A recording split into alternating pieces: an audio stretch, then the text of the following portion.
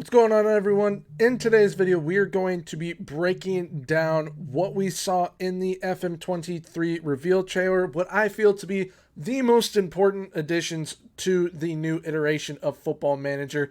And speaking of the new iteration of Football Manager, being FM23, I've got a discount code for you guys to where you guys can save up to 29% off on your pre-order through Fanatical. The link will be down in the description. So if you have yet to pre-order FM23, definitely feel free. Use that link, use the discount code. The discount code is attached to the link. You guys will be able to save 29% off your pre-order. Helps me and the channel out, but it also helps you out with saving money. So what is not to like about that?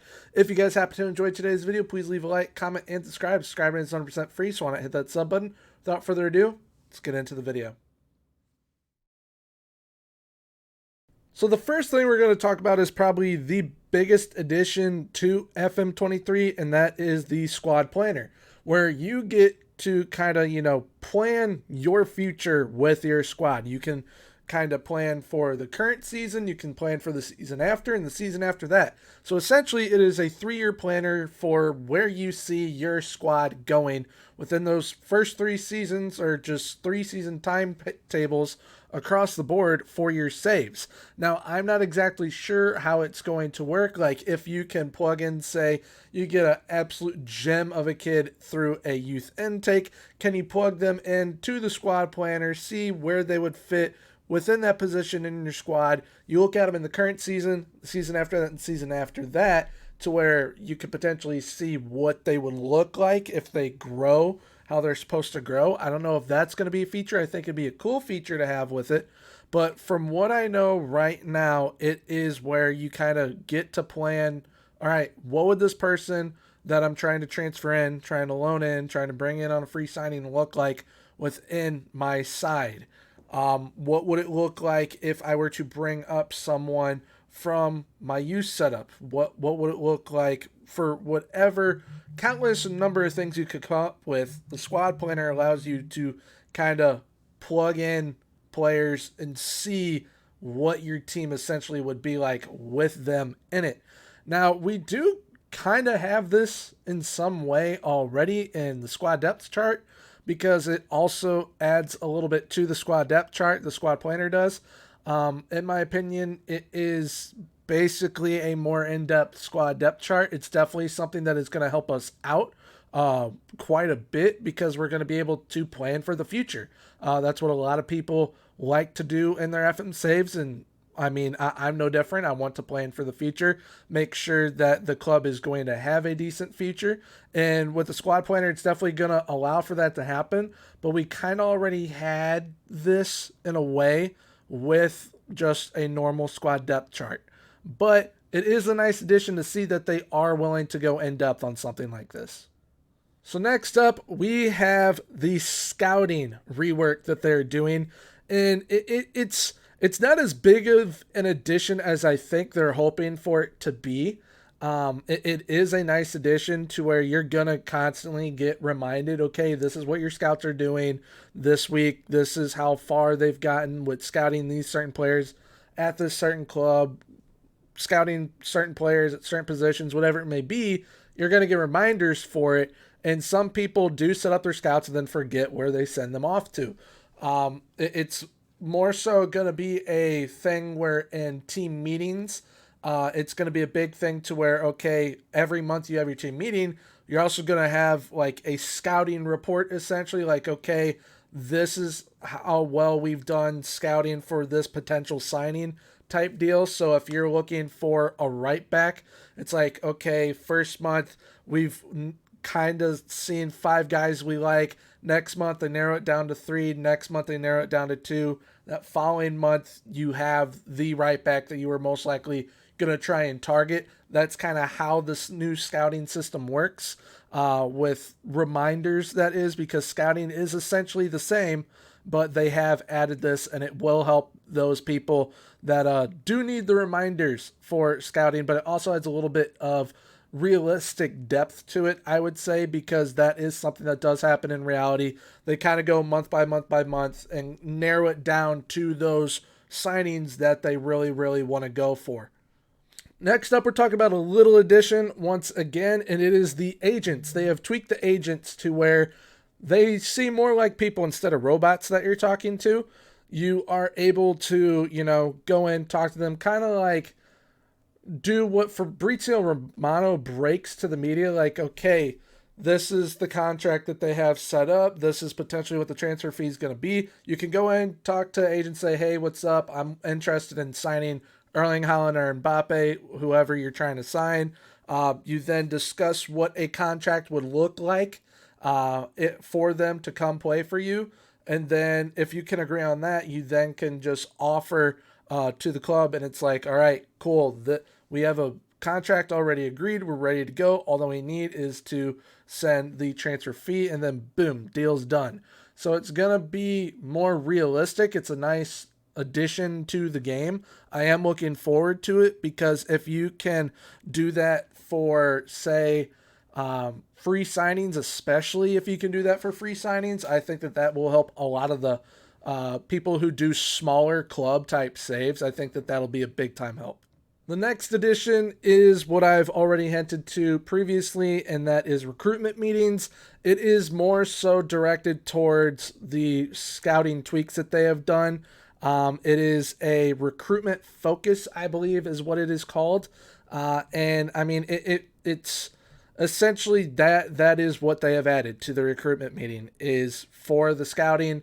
They've added a little bit more in depth for that, but the rest of it kind of from like just what we've seen so far with recruitment meeting, all of it seems the same besides that little bit added from the scouting. So it will probably be a nice addition, but it's nothing major.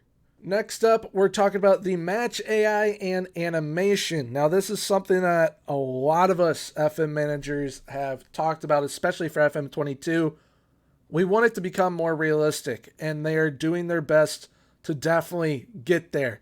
Is it going to be anything like FIFA? No, it is not.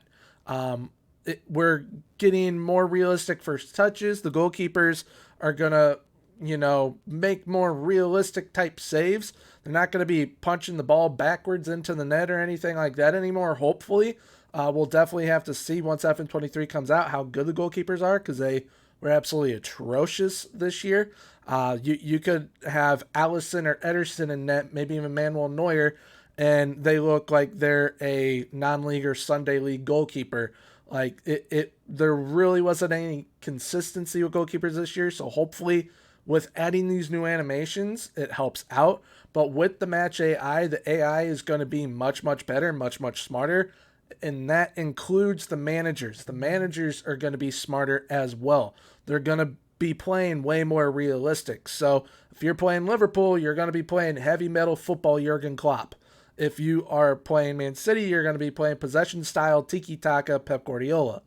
If you were playing, say, Burnley in the past, you would potentially come up against Burnley playing like Barcelona, which makes absolutely no sense, especially under a manager like Sean Dyche. It's going to be way more realistic in that aspect and in that manner.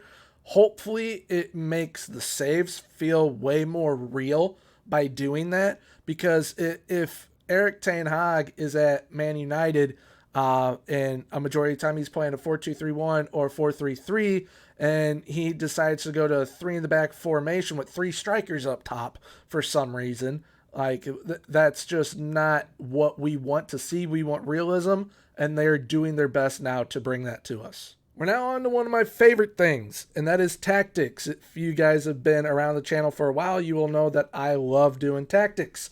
And with the additions that they have made to tactics, it's going to make them a lot more interesting, a lot more fun to make, because you can make defensive-minded tactics now. You can, in a live match, actually try and defend a lead. You can go into a high or low block. You can try and do a pressing trap as well. You can try and do I think it's aerial engagements are way, way better for you defensively. It's like crossing engagements, something like that.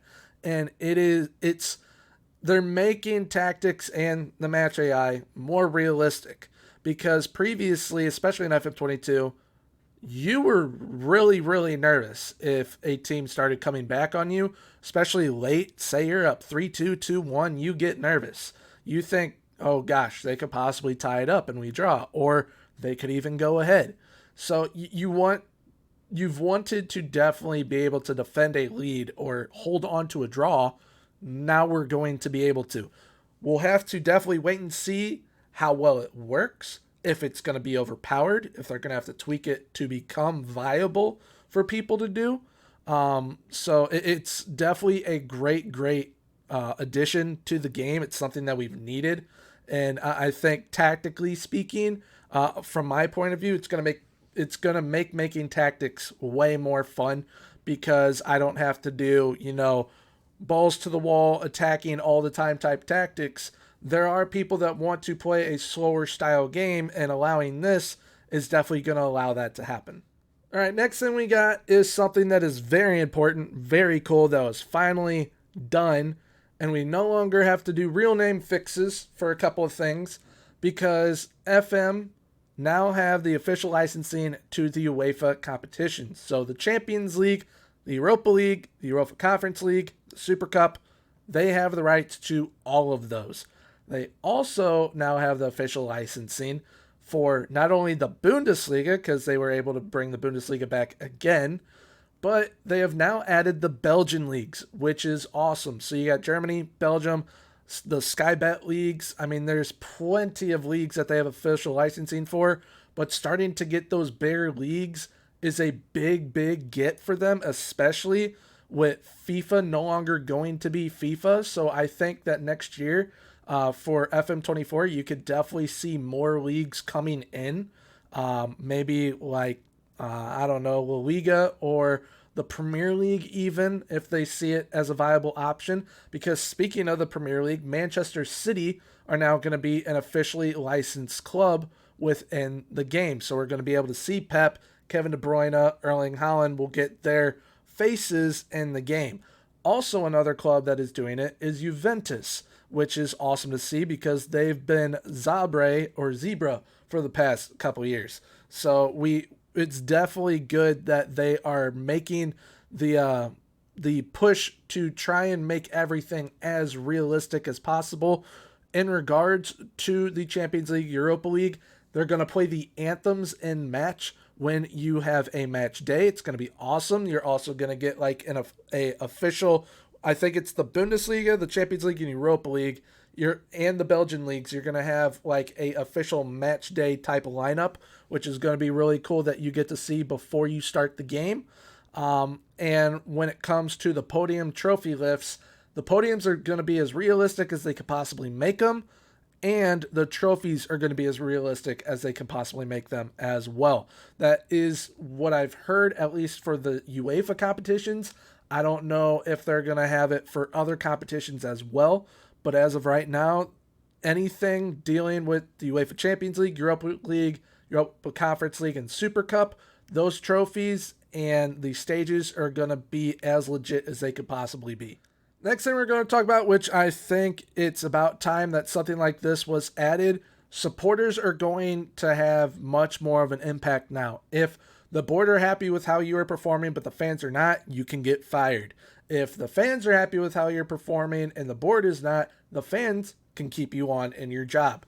So they've always had a little thing for transfers, all right? The board's happy with your transfers, the fans are happy with your transfers, but that is as far as they went in depth with the fan happiness. It is now a whole supporter profile. There's hardcore, casual, whatever it may be.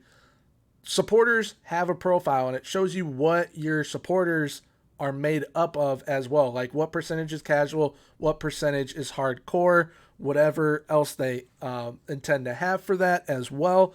But you can also be told by your board, hey, we want you to play entertaining football. And then the fans say, all right, we want it to be attacking and tiki-taka, or attacking and gegenpressing, or just balanced and kind of a little bit defensive. They definitely get to have way more of an impact now. It's going to be interesting on if the supporters and the board are going to be on the same page at all times, can already tell you right now that Manchester United, that one's going to be a very interesting save to do between the board and the fans. There's going to be a couple of them like that I have a feeling are going to be pretty interesting with the board and fans and how realistic they make them, because if it's as realistic as possible, there's going to be some pretty fun saves to do regarding fan bases around Europe especially. All right, the last thing I will be talking about today is dynamic manager timelines. Now, this is really interesting because I'm not exactly sure how it's going to be implemented and how it's going to work. I am guessing that they're switching out end of season preview with this feature to where you get to see over the season everything that has happened, whether it be signings, your personal achievements, like you getting hired or fired, whatever it may be, certain results. That is kind of what I see happening with these dynamic manager timelines. Now, the question I have for it is, can we access this at any time? It's probably a question that a lot of us have for it, because if it's just something that it's going to be at the end of the season every time, yeah, it's going to be a cool change with how it looks, but how cool and important is it going to be? We probably would much rather prefer it be its own thing that you can access at any time and you still get that end of season review. But it's definitely something that I hope we can kind of check out at any time, because say we make a major signing, boom, I want to go see that in the timeline. If we win, say, the FA Cup, boom, I want to go see that. I want to see what players had an impact on that as well. Like what signings, or if we're going to have a golden generation coming through, well, how many youngsters we're playing. Whatever it may be, there's going to hopefully be endless different things that can happen, but I hope that it's something that we can access whenever we feel like accessing it. All right, so that does it for today's video. I hope you guys did enjoy this kind of recap of the FM23 feature reveal. If you guys did enjoy, please leave a like, comment, and subscribe. Subscribing is 100% free, so why not hit that sub button? Once again, I'll be linking the link down below for you guys to get 29% off your pre-order for FM23 through Fanatical using my discount code. Helps me in the channel out, but it also helps you save money, so what is not to like about that? But until next time, have a good one. Bye-bye.